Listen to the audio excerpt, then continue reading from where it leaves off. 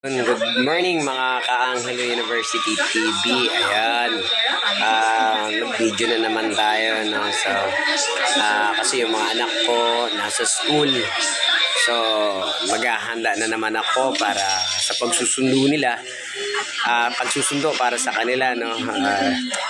Tapos, syempre, pagsundo ko, diretso muna ako sa palengke para makabili ng ulam, mga pang tapos dadaanan ko sa school para isang way lang ako. Kasi syempre, sa katulad ko, single dad, kailangan ko magtipid kung paano ako paghanda ng para sa pagkain nila sa maghapon at saka yung babaunin nila para bukas. Yun yung ihahanda ko, ipe-prepared ko sa school, sa bayan, no? Then bago ako pumunta ng eskwelahan. So yun lang mga ka-Angelo University TV. Support lang yung video natin na teleserye parating na. Abang lang. Handa na ako, prepared na ako para sumundo sa aking dalawang anak. So tara, samahan nyo ako. Susundin ko ang aking mga anak, pero pupunta muna ako ng palengke gaya na sinabi ko kanina. Mamimili muna ako ng uulamin para bukas at saka uulamin para buko muna tayo bago tayo tumuloy dun sa palengke, no? Pagka hindi na ako magpapalengke kapag na-late ako ng punta. Nakabo ba? Ubusin ko lang itong aking buko. So, sibat na ako doon na ako ng eskwelahan para sunduin na yung dalawa kong anak. So, yun.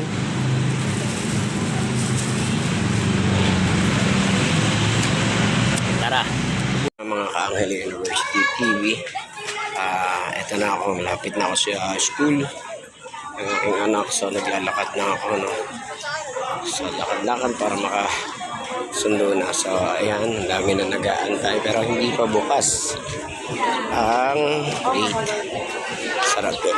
Sarado pa, pero mapupunta tayo sa bungad para mas malapit tayo mamaya pagka nagbukas ng mag-aantay sa ating anak. Kasi yung ating anak nandito second floor. So, abangan natin dito para mamaya doon naman ako sa 4th floor. Pupunta ako naman yung aking panganay. Hindi pa nilalabasan. Dito na ako mag-aantay kasi tinan nyo yung nasa likod ko, no? Ang daming tao doon, nag-aabang sila. So, dito na ako mag-abang kasi less ng tao rito. Konti lang yung tao rito. Hindi lang. Ako lang yung nag-aabang. Mabait ako. So yun, abangan mo muna tayo makapagsundo tayo sa ating bunsong anak para mamaya after nito yung panganay ko naman ang aking susunduin doon sa 4th floor. So yun lang mga ka-Angelo. Ayun na yung kanyang guro. Ayan na si ma'am. So abangan natin yung aking bunso. Asan yung bunso ko? Asan na? Makikita niya ba ako? Tantararan. Lalapit yan sa akin. Ayun. Nakita ko na ayun. Ayun siya, mga ka-Angelo University TV. Hindi niya pa ako napapansin. Pero mapapansin din niya ako. Ayan na. Tatawagin ko na siya. Ayan. Hindi kasi sila pwedeng lumabas ng walang sundo. Nag-aantay yung anak ko. Sino yung susunod sa kanya? Ay, nakita niyo. Angel Kate! Ayun, ang aking anak, nakita na ako. Let's go na. Sakit ko. Angelo University team. Dito na tayo na. Masakit ko dito. Ayun nga, eto, nanginig ko aking anak. Siya yung mag-aalalay sa akin ngayon. Kasi pupuntahan pa namin yung kanyang ate. So, si Angel Kate yung mag-aalala kay Papa kasi mabait siya, di ba? Hindi yung mga friend niya. Yan. Friend mo, di ba? Marami ka bang friend? Kaibigan? Ha? Classmate? Kaibigan? Friend? Okay. So yun, English ba yun? Sorry. So yun, pupunta natin si ate. Saan ba ang room ni ate, anak? Ha? Fourth floor? So yun, puntahan namin yung fourth floor na kanyang room. So tara, Angel University. Punta na natin ang aking panganay na si. Yun, nandito na ako sa room nila. So andun sila sa fourth floor, no? Sa fourth floor. Kasi lahat naman ng mga magulang dito lang nag-aabang sa baba. Ayun sila. Dito ako mag-aabang para makakabag ako ng aking panganay. Maya-maya lang, siguro mga ano ng oras na ba? 5:30. Lalabasin na yun siya kasi 5:25. So 5:30 nandito na yung anak ko. Ayan, sana hindi niya pagbuhat yung bag. Ayun, medyo mapapaaga yung ating pagsundo mga Angel University TV kasi andito na yung pinauwi na maaga ang aking bunso. At konting oras na lang, seconds na lang para masundo naman ang ating. So tara, mga Angel University TV, abangan natin. Na ako magpapaano na ngayon. Ayan sila. Charan! Sila na yung pumunta sa akin. Iyon! Sila na ang lumapit sa akin. Ayan. Ba't parang may makeup ka? May makeup ka? Bakit may makeup? Nahiram ako sa class. Agay. Nanghiram ng makeup para mag-ayos. Lipstick lang, no? Bakit parang may ano. Ayan. Ba't nag-lipstick na? Bakit nag-lipstick na? Anong meron? Ayun, nag-lipstick yung aking anak. Makeup si ate. Anong meron? Ano bang meron? Ba't nag-makeup si ate? Papaganda. Sino pinapagandahan niya? Crush niya. Ha? Crush niya. Sino ba crush niya? Tanong mo nga. Ito, ate! Ay, si ate niya. So, dahil daw,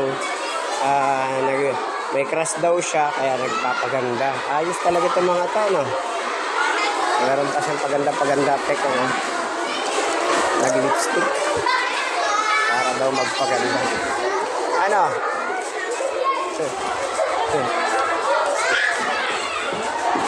Akin na yung bag mo. Uy! Akin na! Ayun, naghaharutan ng dalawang magkapatid. Inaasar kasi niya na. Kaya daw nag-lipstick kasi may crush na siya. Sino ba crush niya? Baka ikaw. Ate! Ate! Ate, crush mo daw ako. Sino crush mo? Bakit nag-lipstick ka? Ha? Ikaw. Tara na. Mga ka-Angel University TV. Andito na po kami sa aming bahay. Nakapagod, no? Ayan. Uy, papaange. Yes. Ilaw. Buksan mo ilaw yun.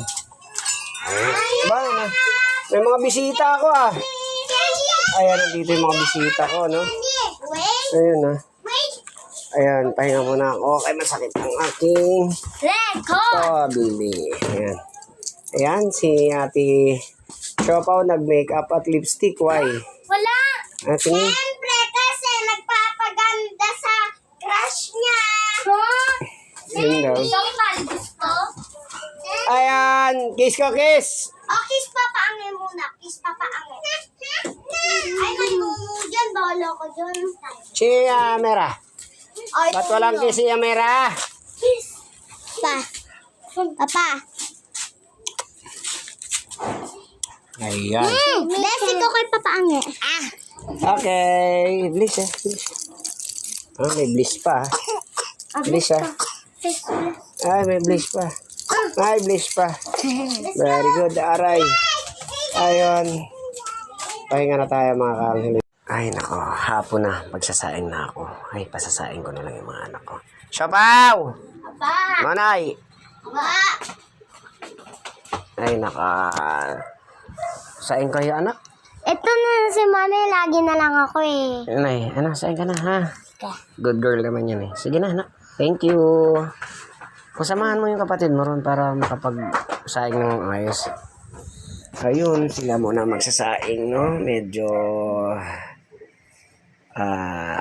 rest muna tayo. So, may number 1 lang yung aking electric fan. Relax muna. Nakakapagod din mag-drive, no? So, yun.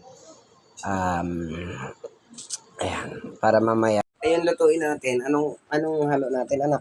Hindi ko alam. Aray, teka lang patay na. Sakit ng likod ko, ah. Ayun, bubuksan ko muna to. Medyo masakit ang aking kodi dahil natulog kasi ako ng nakaangat yung aking damit, tapos nakatutok ako sa electric fan. Pagising ko, ayan, hindi na makaano. Pero pinahilot ko na siya ngayon. Aray. So tara. Imay ko yung aking gulay. Ano ba masarap na halo dito, anak? Sardinas na lang. What do you want? Sardinas. Kaya? Sardinas. Okay. So, yan. Sardinas tayo. So, himayin ko muna siya, ha? Pwede ito. Himayin natin siya. Ating gulay. Wait lang. May mga anak ko, no? So, sasalang ko. Ako taga-salang. Hindi ko pa muna sila tinuturuan na maglagay sa dito. Kasi nga, baka mamaya lumiyab, matakot sila. So, sila lang ang kuhan sa kaldero. No? Baba ako, Sige. So, yan. Yan. Okay. So, yan. Babantayan lang natin siya. Ako taga-bantay. Yan. So, yan. Shabaw. Ikaw maghugas ng nyo, ha? Yung baonan nyo, ha?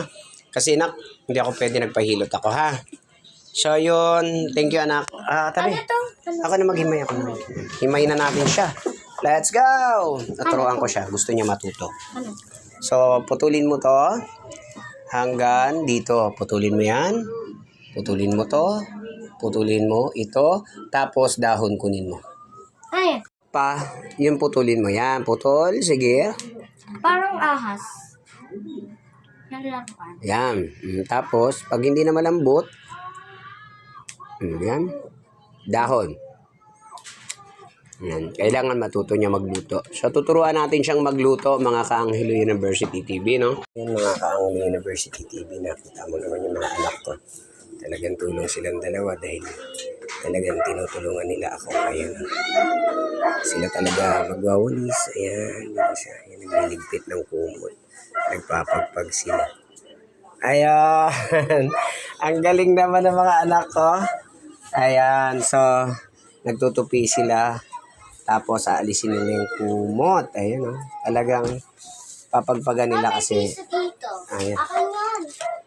Huwag mangangkin ng hindi sa'yo. Akin to kasi may 4 pa ako nun. May 4 ka mo? Okay, Tapos sige. nawala yung piso, 3 na lang natira.